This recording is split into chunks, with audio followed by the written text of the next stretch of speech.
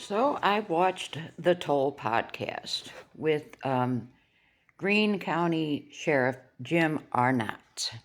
Now he was one of the detectives on the Gypsy Rose Blanchard case. In 2000, what was it? 2015? Yes. He's getting ready to. He's leaving that job, and he's going to actually be a U.S. Marshal. So, anyways, he was on this Toll podcast, and they were questioning him about the Gypsy Rose Blanchard case, of course. Now, let me just tell you, I was not at all impressed with this podcast. I mean, there was really nothing new, nothing we didn't already know. And really, really, I found it to be quite disappointing. I mean, it kind of makes sense in a way because, he was questioned about, everything going on, the scams, the fraud, uh, the fake defense of the Munchausen syndrome by proxy and this, and that. And he did make it make sense, kind of. He said, his job as the detective and his team was to just one thing: find out who was responsible for the death of Dee Dee Blanchard. It wasn't, he said they couldn't possibly go down every rabbit hole and this and the, there was no way that they could look into everything like that because, like I just said, he said his one job was to find out who was responsible. So he said it was kind of difficult at first because almost everyone that he had talked to was not honest. Nobody wanted to be honest. Nobody really wanted to be a part of this investigation, and understandably so, you know. Um, he does say that he believes that Dee Dee did keep control over Gypsy. Now I'm torn on that part. Was she an overprotective mother? Most definitely. But I think that stems from having a sick child. She wanted to do everything in her power, to keep Gypsy safe. She, realistically, she didn't know how long she was going to have Gypsy with her on this earth because Gypsy was quite sick and they didn't know what was wrong with her. So, I mean, I guess some people would say she kept control, but I'm saying, she was very overprotective. I can definitely agree with that. She probably was very overprotective, and it probably was. I mean, if I want to remove myself and think about when I was a teenager, oh yes, that would have drove me nuts. It did drive me nuts when feeling like my parents were overprotective. So I kind of, I see what he's saying there, I guess. He, uh, He says one thing that he does believe is, you see it with a lot of these crimes, you see these generational things where, the son or the grandson, whatever, they will repeat what the other generations had done. So what he sees is, he says that Dee Dee had always been a good manipulator. And I'm going to have to say, yeah, Dee Dee could manipulate. I mean, that doesn't justify anything that happened to her by no means, but I mean, she learned how to manipulate people because let's think about it. I don't think Dee Dee really had a job. She really couldn't have a job because, her full-time job was pretty much taking care of her sick child. So she had learned, early on what to say to these charities and how to make things appear in a way that would benefit both her and Gypsy, basically financially. I think she depended a lot financially on these manipulations of charities. But I'm not holding it against Dee Dee because I can't say I wouldn't do the same thing if I had a sick child.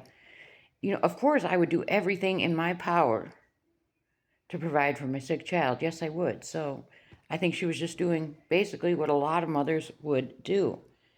Now, he did make a comment. He still believes, he says, he had made a comment about Gypsy having her teeth removed and forced to take medications and losing her hair because of these medications. He still believed that part of the story to this day.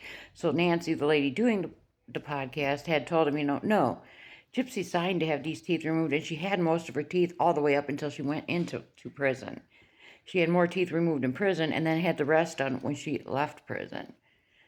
So, he was unaware of that, but he has not followed Gypsy. He said he watched 2 of her Life After Lockup shows or whatever, and he hasn't really watched any of the documentaries. He doesn't follow her social media.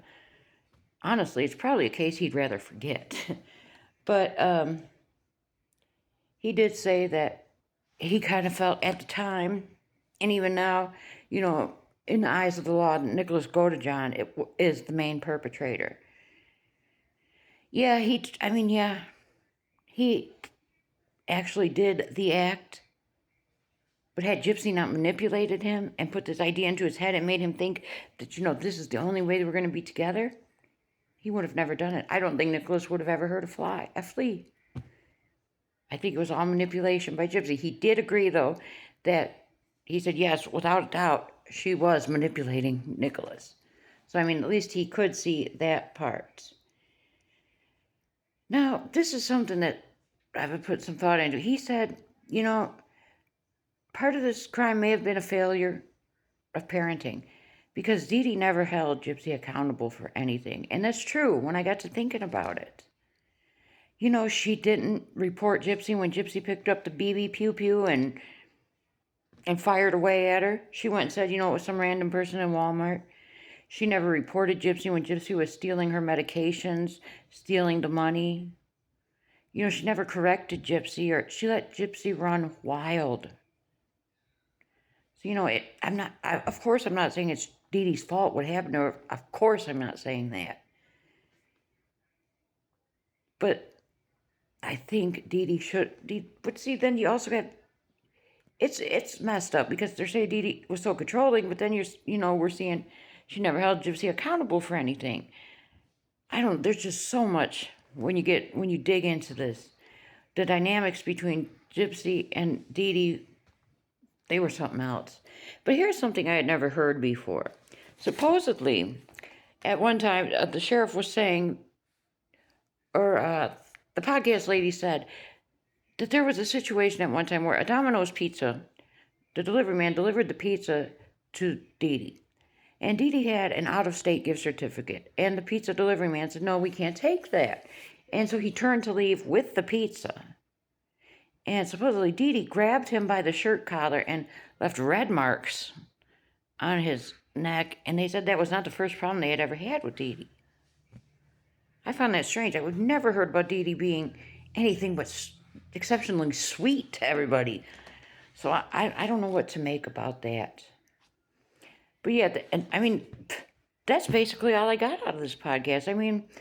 Like I said, it made me thinking about maybe things would have worked out differently had Dee Dee put her foot down and actually held Gypsy accountable, made her suffer consequences for the things that she had done. But I get it too because, her sick child. So she didn't want to have to punish her sick child or. But yeah, I hate to say it, but this podcast, this interview with Jim Arnott was, to me, it was a big nothing burger. Did you listen to the podcast? Let me know what you thought of it, because I really didn't get anything out of it.